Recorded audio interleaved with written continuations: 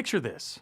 You're responding to a call or code blue for a patient in sudden cardiac arrest. To save him, you'll need to perform CPR per AHA guidelines.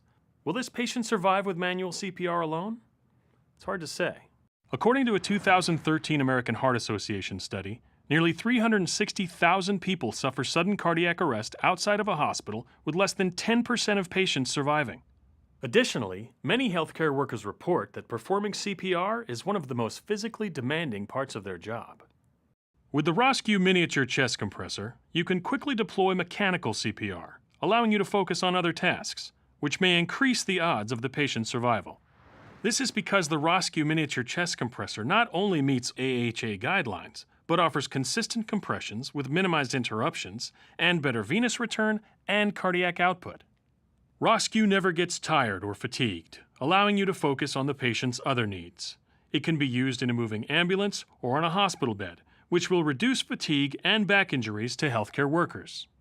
In a hospital environment, since ROSC does not require a backboard, it can be used while a patient is on a bed, and the low profile of the compressor permits use while a patient is in a cath lab.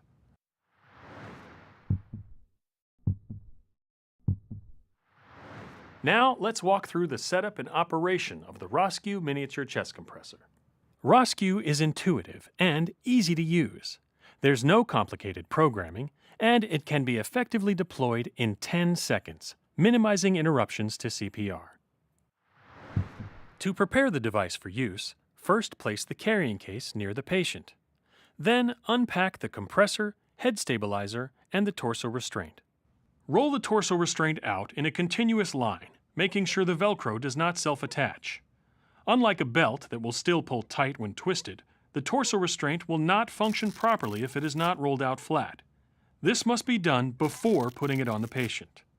We suggest that the battery control unit stays in the carrying case whenever possible.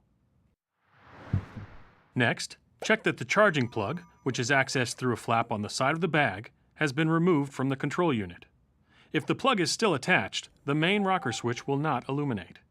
Compressions can only begin once the charging plug has been removed. Now insert the charging port cover into the charging port to protect it from debris and contaminants. Make sure that the compressor and battery control unit are securely attached. Once you've gone through these steps, you're ready to position the device for use on the patient.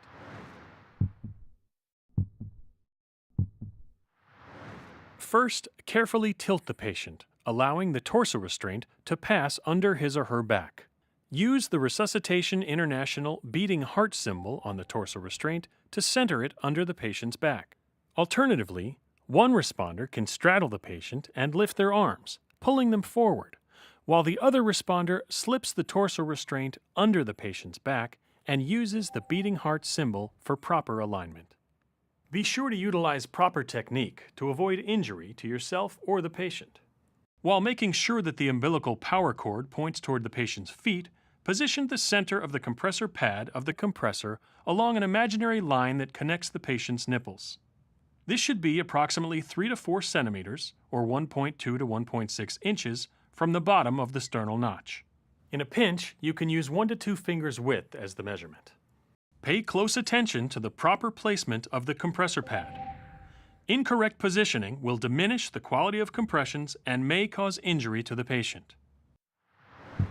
Once the torso restraint and compressor pad are in the correct position, connect and secure the gray end rings of the torso restraint to the metal hooks on either side of the base of the compressor.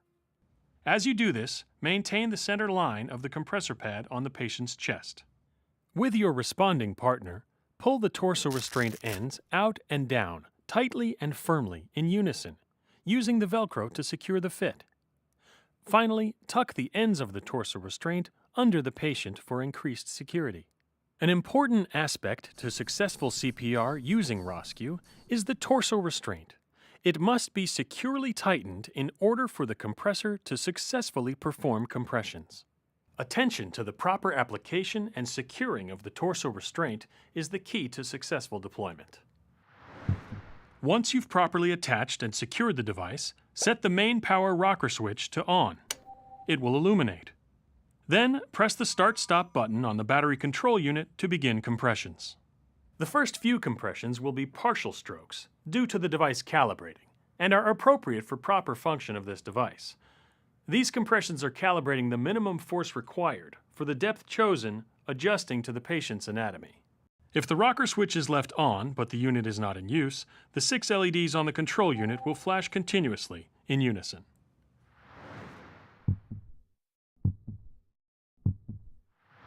It is possible to perform defibrillation while the ROSC miniature chest compressor is operating. Typically, the defibrillation electrode pads will have been applied before ROSC is positioned. Ensure the defibrillation electrodes and wires are not placed where the compressor pad will be located for chest compressions. If the compressor pad changes position and comes into contact with the defibrillation pads or wires, you should adjust the position of ROSC. After defibrillation, make sure that ROSC is still in the proper position on the patient's chest. And remember, you should always perform defibrillation according to the instructions supplied by the manufacturer of the defibrillator.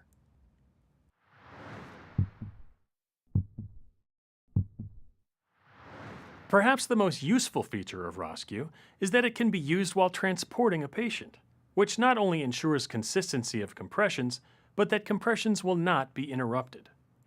ROSC can be used on almost any patient transport device, including a gurney, multiple types of stretchers, stair chairs, backboards, and tarps. Make sure that the patient is properly strapped to the transportation device using locally approved procedures for safe transport. We recommend you use the head stabilizer, as it is a critical component of the total system. Make sure the head stabilizer is supporting the patient's head and is secured to the torso restraint with the Velcro strap.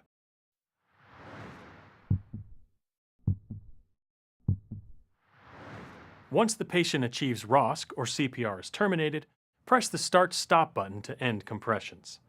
To power down the device entirely, turn the main power rocker switch to off.